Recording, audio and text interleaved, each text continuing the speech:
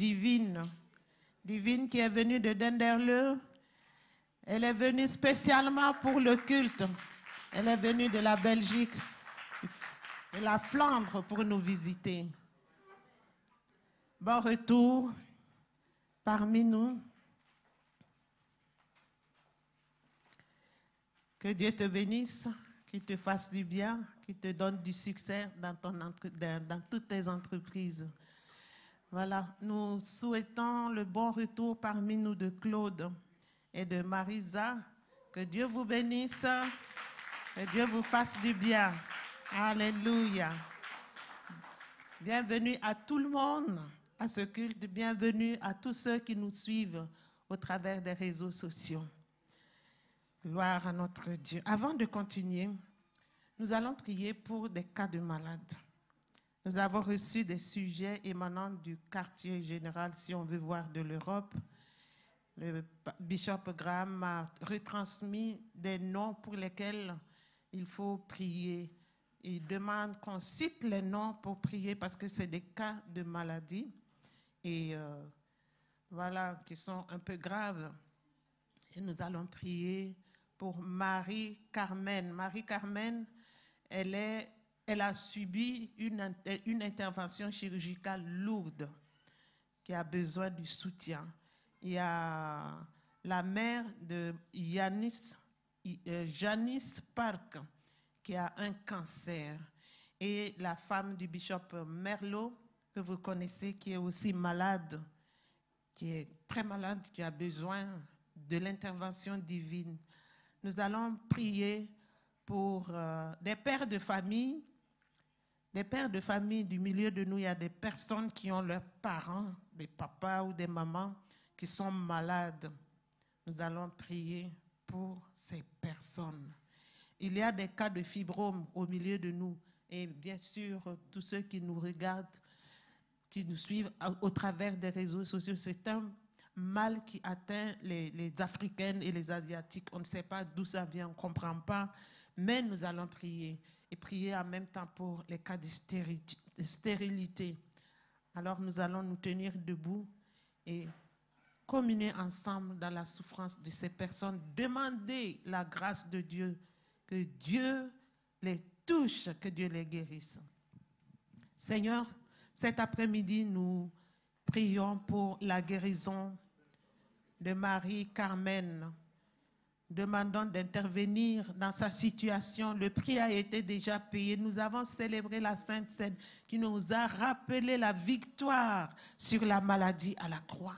C'est pour cela que nous prions pour ton intervention, afin que cette guérison soit palpable, soit manifeste dans la vie de Marie-Carmen, de la mère de Janice Park. Demandons de les délivrer de toute situation compliquée et difficile.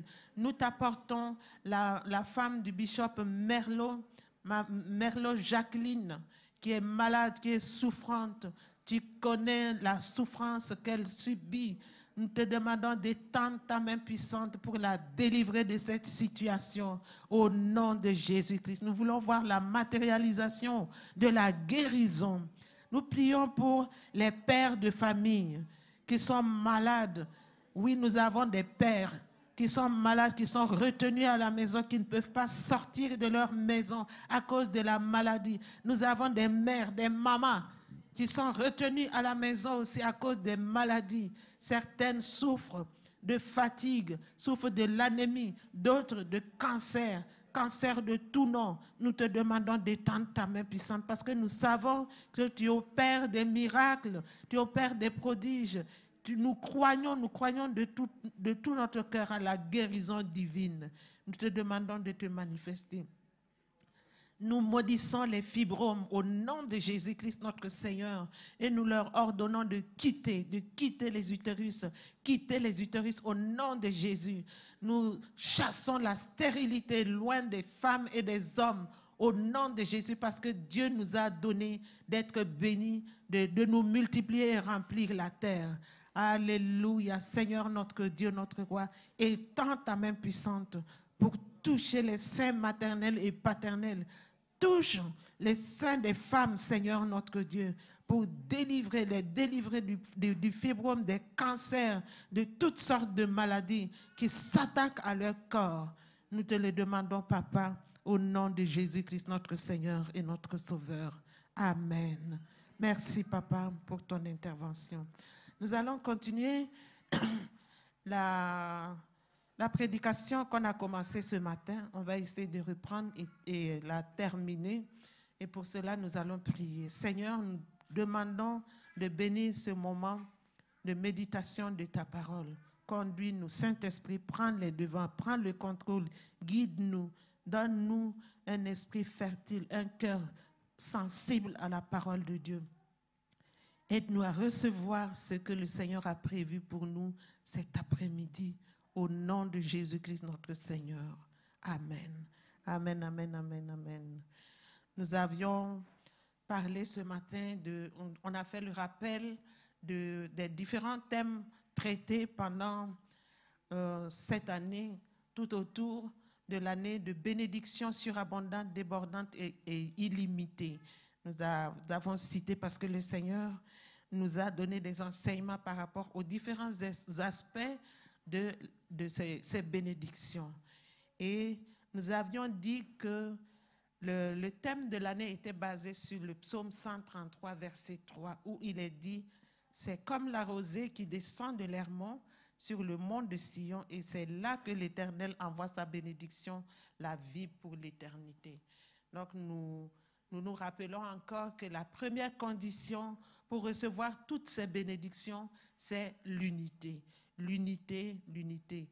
C'est la condition première. Lorsque des frères et des sœurs demeurent ensemble, c'est là que l'Éternel agit. Il envoie ses bénédictions et la vie pour l'éternité. Et nous avions dit que la vie, elle est manifeste, elle se voit dans les mouvements, dans les actions, parce que quand quelqu'un est en vie, il est en mouvement. Quand un enfant est vivant, c'est un enfant qui est tonique, qui bouge. Et c'est ce que le Seigneur veut de chacun de nous. Il nous a donné cette dotation de la vie. Et il nous a donné des bénédictions surnaturelles, des bénédictions, des dotations surnaturelles pour accomplir des missions.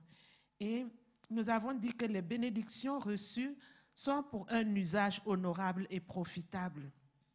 Nous ne gardons pas nous, mais nous recevons toutes ces bénédictions pour les mettre au bénéfice du public, pour l'utilité publique ou l'utilité commune. Et nous avions dit que au plus nous disposerons ces bénédictions à l'utilité commune, au plus nous en recevrons. C'est comme le robinet, quand on ouvre le robinet, l'eau coule, l'eau coule. Mais si on le ferme, ça s'arrête. Donc, pour aller de bénédiction en bénédiction, comme le thème de ce mois le dit, aller de bénédiction en bénédiction, il faut faire couler les bénédictions que nous avons reçues. Il ne faut pas les garder jalousement. C'est une dotation pour une mission. C'est comme le mont Hermon. Il y a beaucoup de pluie, il y a de l'eau qui descend en abondance parce que ça coule et ça alimente le Jourdain. C'est pour cela que le Jourdain est alimenté. Il y a des fleuves, il y a des cours d'eau qui sont alimentés. La plaine est alimentée et la végétation est luxuriante à chaque étage du mont Hermon. Parce que ça coule, ça coule, ça coule. Donc, c'est un endroit qui permet à Israël d'avoir de la nourriture, d'avoir de la viande, d'avoir des fruits, les meilleurs fruits et la production de vin et tout. Ça vient de là. Une partie vient de là parce que le mont Hermon ne retient pas. Il ne retient pas l'eau qui tombe en abondance. Si Dieu fait couler en abondance l'eau encore sur le mont Hermon tout le temps de l'année, c'est parce que ça coule. Ça coule. Et ça fait du bien pendant son passage. Et le mont Hermon est fertile. Sa terre, la composition de cette montagne est très, très, très riche. Donc, c'est ça. L'érosion enrichit. L'érosion fait que l'eau qui coule entraîne de la terre fertile et qui fertilise tout sur son passage, si bien qu'il y a de l'abondance. Et l'ironie de l'Éternel, si vous allez de l'autre côté du mont Hermon, l'eau ne coule pas là-bas, hein? Ça coule seulement vers le pays d'Israël. Et de l'autre côté, c'est aride. Pourtant, ça tombe comme ça. Et Dieu dirige l'eau là. Et ici, rien du tout. Et c'est ce que le Seigneur fait. Il fait couler les bénédictions sur nous pour que ça coule et que l'on produise, qu'on devienne productif. Tout ce que nous recevons, ce n'est pas pour nous-mêmes. Ce n'est pas pour nous, c'est pour laisser couler. Parce qu'il y a la plaine qui est là. Il y a les différents étages du mont Hermon qui attendent l'eau. Et l'eau qui passe au travers des roches constitue une provision en eau potable en Israël. Il y a de l'abondance partout.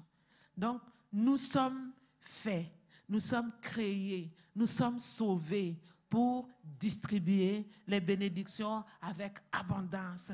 Il faut qu'il y ait de l'eau potable, il faut qu'il y ait de l'abondance pour rendre fertile toutes les personnes que nous allons rencontrer.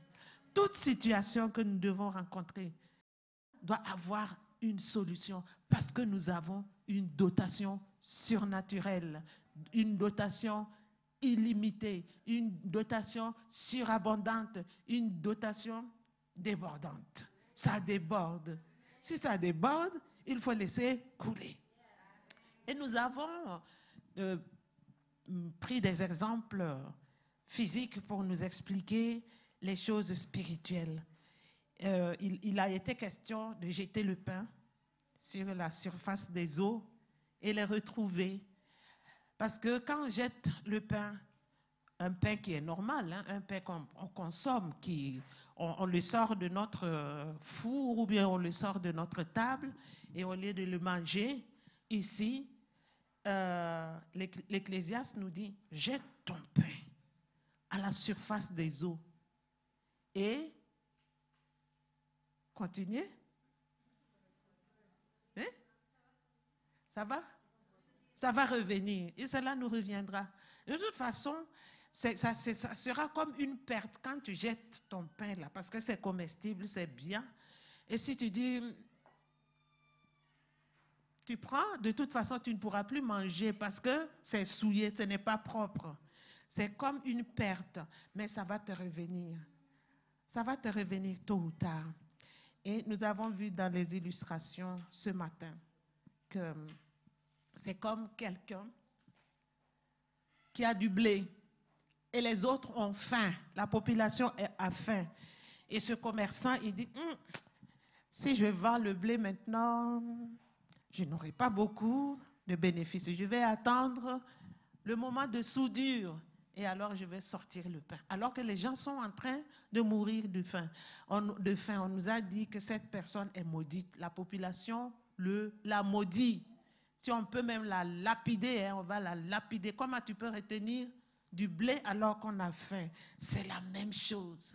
C'est la même chose. Tout autour de nous, il y a des gens qui sont affamés. Ils n'ont jamais entendu parler de la parole de Dieu. Ils ne savent pas qui est Jésus. Tu leur poses la question à certaines personnes, ils vont te demander, il a déménagé quand? Au Luxembourg. On ne le connaît pas. Parce que leurs parents ne leur ont pas parlé de l'évangile. Les parents de leurs parents ne l'ont pas fait. Les grands-parents n'ont pas fait. Donc, ce sont des personnes assoiffées, affamées. Pourquoi garder ce que nous avons? Il faut que ça coule. Parce que si on le fait, le Seigneur est juste, il est fidèle. Il va encore donner avec abondance. Ça ne va jamais tarir. Comme sur le mont Hermon, là. C'est comme le robinet, quand on ouvre, l'eau, elle coule. Alléluia. Ne gardons pas, sinon on va tomber sous le coup de la malédiction. On sait que la malédiction, c'est le contraire de la bénédiction. Alléluia. Waouh. garde-toi de consommer ce que tu dois semer. Ce qui est en toi, là, c'est des semis qu'il faut semer. Et le Seigneur nous a mandatés. Nous sommes au Luxembourg. Notre mandat, c'est au Luxembourg. Vous êtes là où Dieu vous a placé. Et vous avez le mandat de semer la dotation qui est en vous. Le vendredi, nous avons parlé de la dotation comme matériau de construction. Parce que nos œuvres vont passer au travers du feu. Et les matériaux qu'on a utilisés pour bâtir nos œuvres, s'ils sont solides, ça va résister au feu. Ça va passer au travers du feu. Et nous allons nous retrouver avec beaucoup de bénédictions, beaucoup de récompenses dans le royaume des cieux. Parce que ce sont nos œuvres qui nous suivent. Les maisons que nous avons ici, les diplômes que nous avons, tous les biens que le Seigneur nous a donnés. Le jour, quand l'heure va sonner, tout ça, ça va rester ici. Les billets que tu avais achetés parce que tu as programmé toute l'année, tu vas à Bangkok, tu vas aux États-Unis, tu vas au Burkina, tous ces billets-là, ça va servir à quoi? Ça va rester ici. Mais ce qui va t'accompagner, ce sont tes œuvres. Et si tu bâtis tes œuvres, tu construis tes œuvres avec des matériaux qui durent, ça sera pour l'éternité. Et vous vous rappelez de quoi on a parlé le vendredi? Le premier matériau, c'est quoi? L'amour. Parce que tout est basé sur l'amour. Et après, viennent maintenant se greffer quoi? Le pardon. La capacité de pardonner, c'est un don. C'est une dotation surnaturelle. Ce n'est pas facile. Dans notre nature humaine, c'est impossible. Mais avec Dieu, c'est possible. Et là, on nous avait dit de nous réconcilier les uns et les autres. Parce qu'après la mort, il n'y a plus question. Tu es conscient que tu dois aller te réconcilier avec la personne. Mais tu ne peux plus parce que c'est tard. Quand tu meurs, c'est fini. C'est maintenant qu'il faut vous réconcilier. Quand tu te souviens que quelqu'un a quelque chose contre toi, va te réconcilier avec. Sinon, tu te fais toi-même. Deuxième bénédiction qu'entraîne l'amour, c'est quoi? La bonté, la bienfaisance. Et la troisième, la compassion. Et il y avait un autre point. Voilà. Donc, le rappel de ce qu'on a dit le vendredi. Et nous revenons à ce que nous devons faire aujourd'hui. Alléluia. Et ce matin, nous avions dit, il faut travailler. Dès le départ, dès le matin, il faut travailler aussi le soir. C'est-à-dire dans ta jeunesse, offre ta jeunesse au Seigneur. Et quand tu vas avoir toute ta dentition tombée à cause de l'âge, tu n'entends plus bien, tu ne peux plus faire comme avant, sème encore en ce moment. Il n'y a pas d'âge. À tout moment, on peut servir le Seigneur. Alléluia. On peut faire fructifier ce qui est à l'intérieur de nous. Alléluia.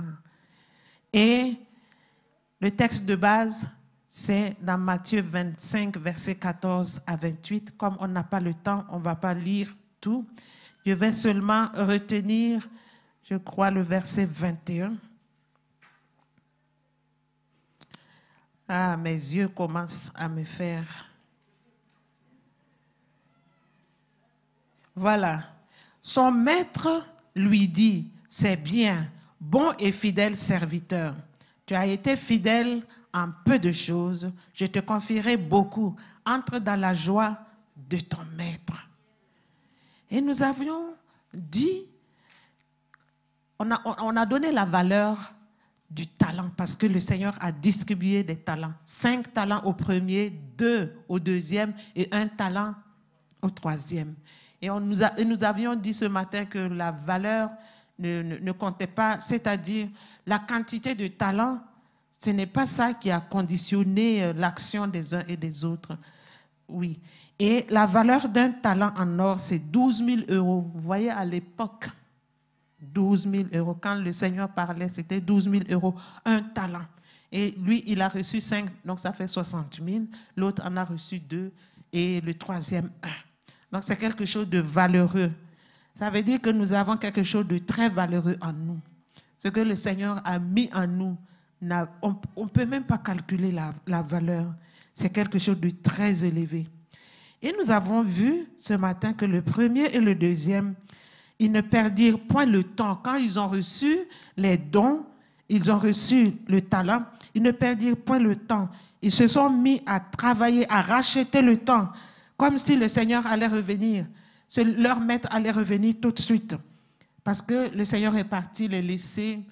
Ils avaient la liberté d'action, mais eux, ils ont pris la décision d'agir tout de suite et maintenant.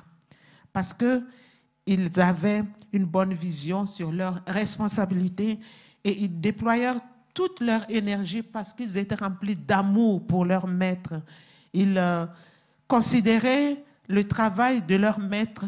Oui, c'est pour leur maître, mais ils étaient engagés parce qu'ils aimaient le Seigneur. Ils avaient beaucoup de considération pour lui. Ils se sont mis à travailler tout de suite. Mais le dernier, qui a reçu 1, il était le contraire. Il était paresseux, il était infidèle. Il a vraiment démontré le contraire des deux premiers. Et là, ce n'est pas parce qu'il avait reçu un denier, un talent qu'il n'a pas travaillé. Ça n'a rien à voir. Ça fait partie de sa nature. Il était paresseux seulement. Et il était infidèle. Et nous avions donné la définition de l'infidélité. L'infidélité, c'est trahir ou mentir, manquer de loyauté dans le service et dans le culte de l'Éternel. Ça, c'est ce que l'Ancien Testament disait comme définition. Et le Nouveau Testament nous dit que ce sont des infidèles, ce sont des incrédules. Et le Seigneur lui-même, quand il avait donné la parabole sur le semeur, il avait parlé en parabole à cause de l'incrédulité des uns et des autres. Comme ils n'avaient rien, eux, ils n'avaient rien à faire avec la parole de notre Seigneur Jésus. Jésus aussi parlait en parabole pour que le peu qu'ils ont, le peu soit donné aux disciples à qui était donné la compréhension du mystère du royaume de Dieu. C'est pour cela qu'il dit que le peu qu'ils ont leur sera ôté pour donner à ceux qui ont. Parce que voilà, c'est par rapport à la parole de Dieu, la réaction par rapport à la parole de Dieu.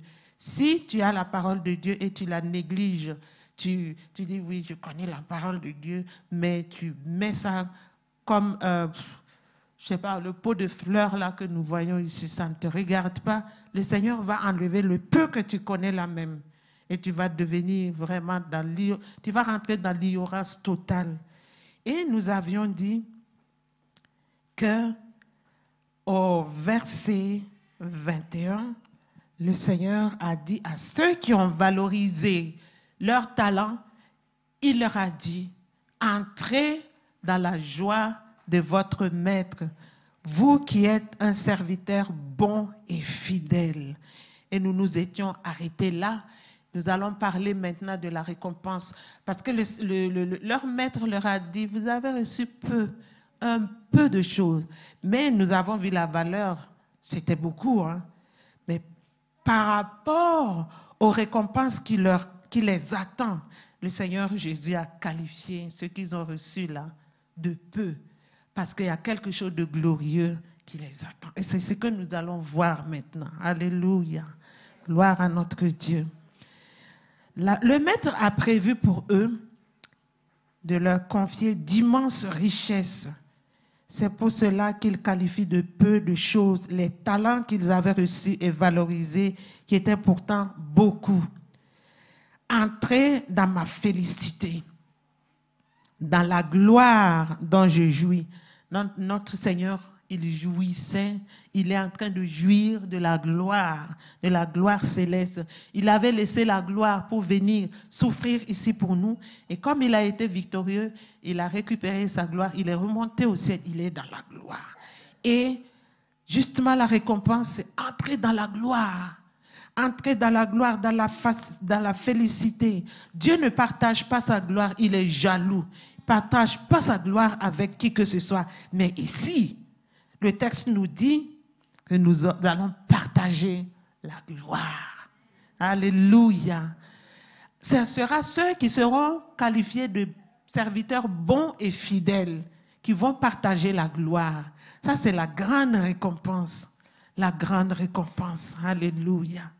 Romains 8, 17 nous dit, « Or, si nous sommes enfants, nous sommes aussi héritiers, héritiers de Dieu et co-héritiers de Christ. Si toutefois nous souffrons avec lui, afin d'être glorifiés avec lui. » Et l'adoption dont nous sommes l'objet, nous avons été adoptés, ça c'est une grande richesse que nous avons reçue à notre conversion, fait que nous sommes héritiers de Dieu et nous héritons aussi en même temps que Jésus. Il est co-héritier parce que Jésus partage ce qu'il reçoit du Père. Alléluia.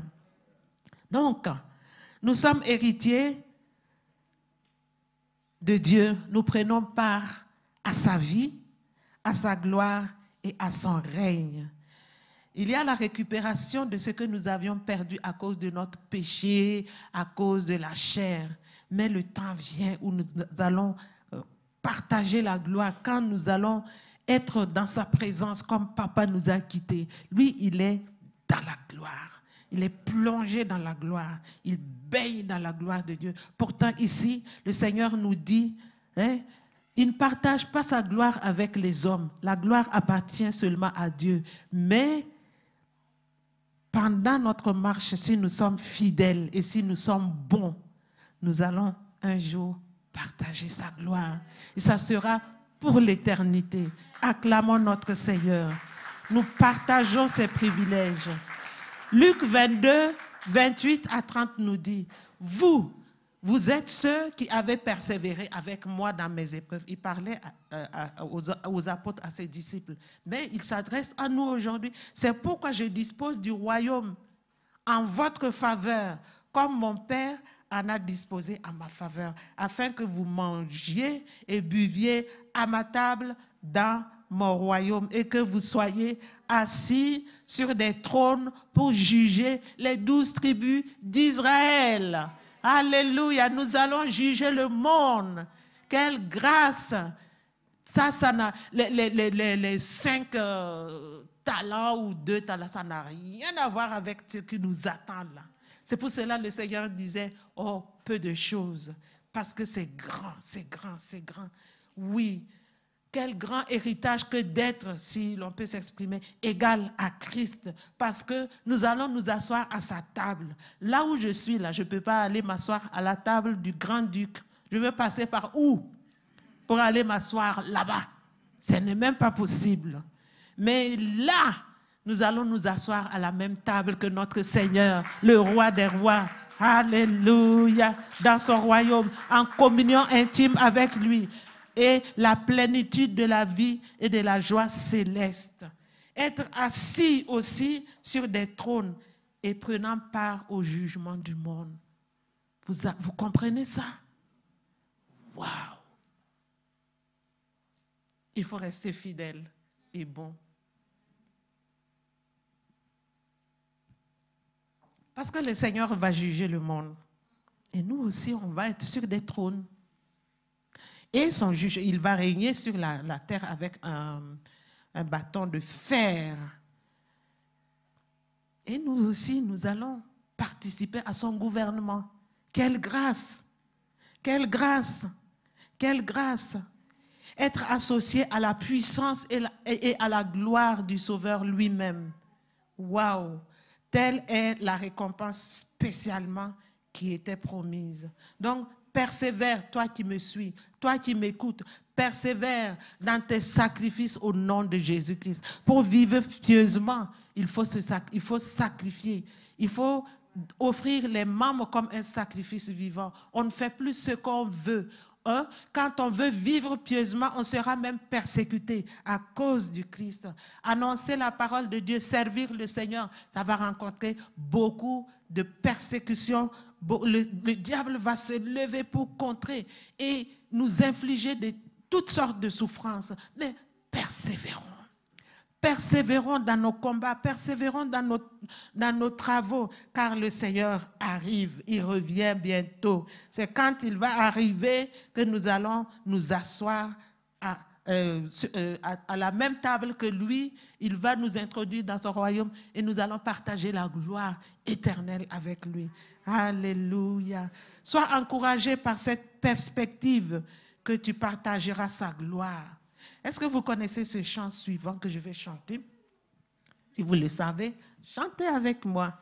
Quelle joyeuse espérance, Jésus-Christ revient bientôt. Mon cœur tressaille d'avance, car je vais le voir là-haut. Dans les éclats de lumière, l'ineffable apparaîtra. Comment dire ce mystère dans mon parler d'ici-bas? Jésus revient, quel bonheur, quelle gloire, prendre avec lui ses enfants rachetés. Prendre avec lui ses enfants rachetés. Les ombres de la nuit couvrent déjà le jour du salut. Mais pour les racheter s'ouvre le paradis des élus. Voici venir dans le monde le règne de la terreur.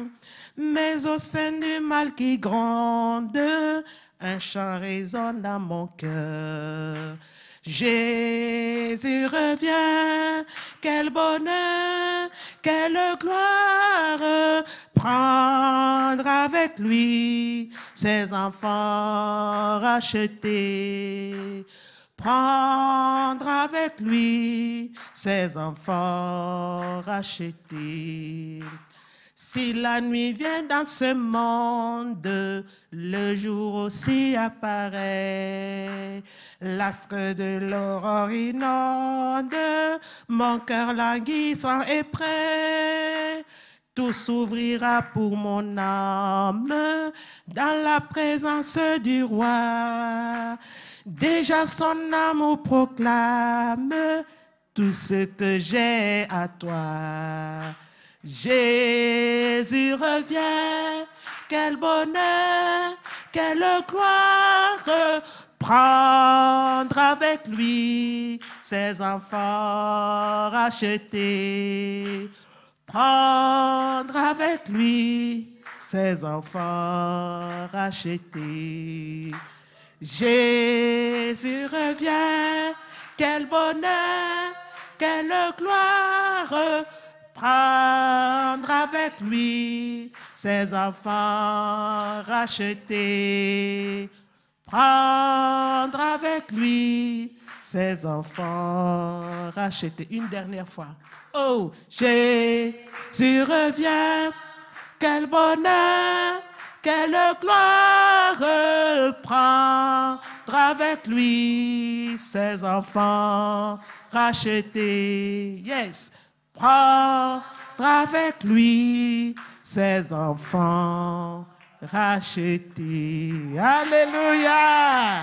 Yes, yes, yes, yes, yes. Quel amour éternel et immense dans lequel nageront tous ceux qui vont s'entendre dire bon et fidèle serviteur. Ceux qui auront consenti à des renoncements et de saintes douleurs que Jésus a suivi lui-même. C'est vrai, il va venir nous introduire dans sa gloire, mais à condition qu'on souffre aussi avec lui, afin de participer aussi à sa gloire. Alléluia. C'est pour cela qu'il faut persévérer. On parle de la sanctification. C'est la sanctification qui va nous introduire dans la glorification. Le Saint-Esprit est en train d'agir en nous pour nous sanctifier, pour que l'on puisse mettre en œuvre, pratiquer les œuvres que le Seigneur a préparées, que Dieu a préparées dès les premiers temps, avant que même nous, on existe, afin que nous puissions les préparer, les pratiquer. Alléluia. Nous sommes sauvés pour être transformés. Nous sommes en marche vers la patrie céleste. Mais ce n'est pas en allant vaille que vaille. C'est seulement ceux qui vont participer à la souffrance avec le Seigneur. Avant la glorification, il y a la sanctification. La souffrance est un des moyens de sanctification, mais il nous donnera la force de la surmonter. Quand on parle de douleur, de souffrance et tout, n'ayez pas peur, parce que Dieu est avec nous. Il va nous aider à traverser toutes ces souffrances, parce que ces souffrances sont formatrices. C'est une école dans laquelle nous allons être formés pour marcher et être forgés à l'image de Jésus-Christ. Et c'est là où c'est difficile, c'est là où certaines personnes font demi-tour et disent, si la vie chrétienne est comme ça, bye bye, je retourne en Égypte, je vais vivre comme je veux. Mais si tu vis comme tu veux, ce champ-là ne te concerne pas. Oui.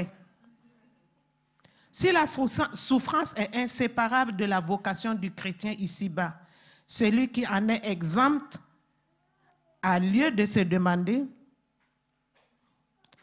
s'il suit Jésus-Christ dans la voie où il a marché et de craindre qu'il ne puisse parvenir à la gloire, comme j'ai dit, à sa gloire, qui ne s'obtient que par une sainte conformité à sa vie dans la souffrance.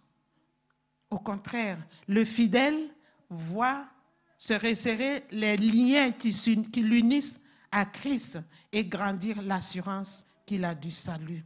Alléluia. Le Seigneur est en train de parler à certaines personnes, certainement dans cette assemblée, ou